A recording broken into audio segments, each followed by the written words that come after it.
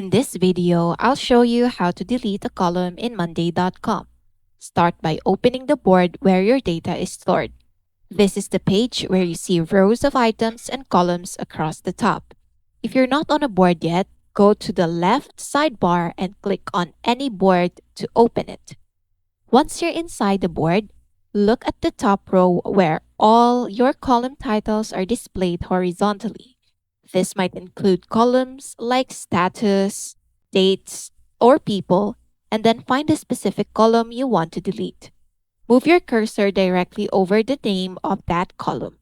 On the far right side of the column title, you'll see a small three-dot menu icon appear.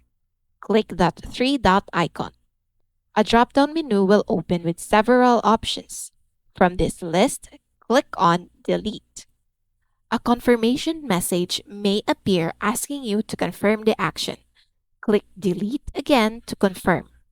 Once you do that, the column will be permanently removed from your board, along with all the data inside it. Make sure you only delete columns you no longer need, since this action cannot always be undone easily.